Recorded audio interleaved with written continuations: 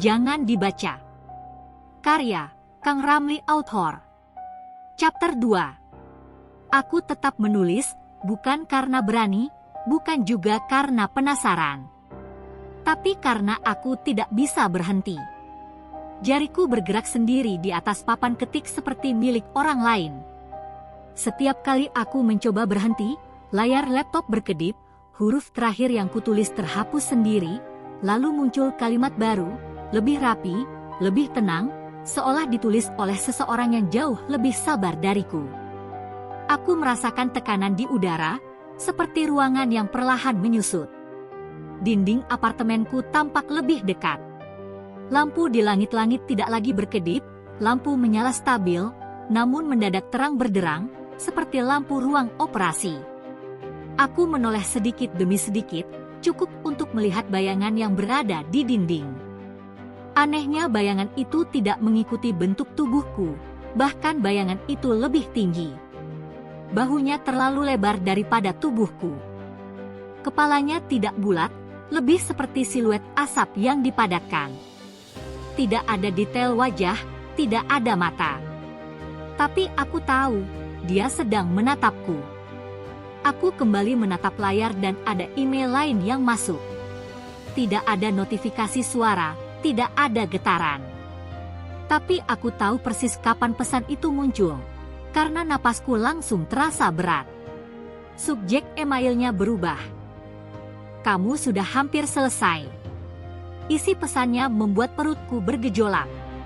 Setiap orang yang membaca akan membawa bagian kecil dari dirinya ke dalam cerita ini. Ingatan, ketakutan, nama. Kamu memberinya tubuh. Pembaca memberinya arah. Tinggal satu hal lagi. Aku menelan ludah sambil berkata dalam hati. Satu hal lagi. Suara langkah kaki terdengar lagi. Kali ini di dalam apartemen. Bukan dari koridor. Bukan dari luar pintu kamar. Suara langkah kaki berasal dari dapur. Aku mendengar kursi makan bergeser perlahan. Lemari dibuka. Bunyi sendok jatuh ke lantai. Ting! Dan menggelinding, berhenti tepat di depan kakiku. Sendok itu berkarat, saat kedua mataku melihat ke bawah. Aku tidak punya sendok seperti itu. Di permukaannya, terpantul bayangan samar, bukan wajahku, tapi ruang kosong dengan dua cekungan gelap di tempat mata seharusnya berada. Laptop menampilkan teks baru, muncul satu persatu, seperti diketik di depan mata. Dia tidak bisa menyentuhmu selama kamu menulis. Tapi pembaca selalu lebih dekat. Aku tersadar, ternyata bukan aku target utamanya. Kamulah targetnya. Sejak awal, cerita ini bukan perangkap untukku. Aku hanya wadah dan diperalat olehnya. Aku ingat malam pertama email itu datang. Aku ingat hujan, petir, ketukan di jendela. Tapi ada satu detail yang baru kusadari sekarang. Di akhir email pertama, setelah kalimat "jangan pernah baca lagi", ada satu baris kecil yang waktu itu kuabaikan. Aku menemukannya kembali sekarang dan muncul di layar. Jika kamu takut, biarkan orang lain membaca sebagai gantinya. Dinding di belakangku bergerak pelan, seperti retakan rambut pada kaca. Udara menjadi sangat dingin sampai jari-jariku mati rasa.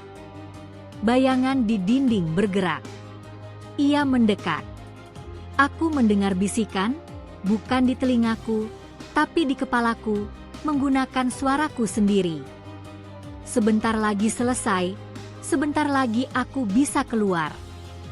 Aku menulis lebih cepat. Nafasku memburu. Keringat dingin mengalir di pelipis. Aku harus memperingatkanmu, walau terlambat, walaupun sia-sia. Jika kamu masih membaca sampai titik ini, berarti kamu sudah terlihat.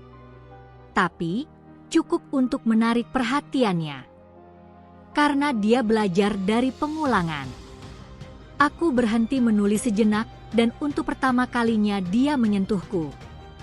Tangannya dingin seperti besi yang lama terendam air, tidak kasar, tidak lembut. Saat menyentuh pundakku, aku kehilangan satu ingatan kecil. Aku tidak ingat nama ibu kandungku. Aku berteriak, tapi suaraku tidak keluar. Layar laptop menampilkan kalimat terakhir, diketik perlahan, seolah dinikmati. Satu ingatan lagi. Lalu aku bisa bertukar tempat dengan penulis. Aku tahu apa yang harus kulakukan. Aku tidak bisa menghentikannya, namun aku bisa mengurungnya. Aku menulis ini sebagai penutup, sebagai simpul, sebagai dinding terakhir. Jika cerita ini berhenti di sini, jika tidak ada kelanjutan, tidak ada interpretasi ulang, tidak ada versi lain, maka dia tetap terikat di antara baris-baris ini. Bayangan itu berteriak tanpa suara, seluruh ruangan bergetar. Lampu meledak satu persatu, tapi layar tetap menyala. Aku segera menulis kalimat terakhir dengan sisa ingatan yang kupunya. Cerita ini selesai, jangan dibaca ulang, jangan dilanjutkan. Dan jika suatu hari kamu merasa ingin menulis versimu sendiri, itu bukan keinginanmu. Kursor berhenti, dan untuk pertama kalinya sejak malam hujan itu, aku tidak merasakan kehadirannya lagi. Tapi jika kamu membaca ini dengan perasaan aneh, jika kamu merasa cerita ini belum benar-benar selesai, itu karena dia sekarang tahu caramu membaca. Dan dia sedang belajar menulis dengan gayamu, ia menutupi dengan sesuatu. Bersambung.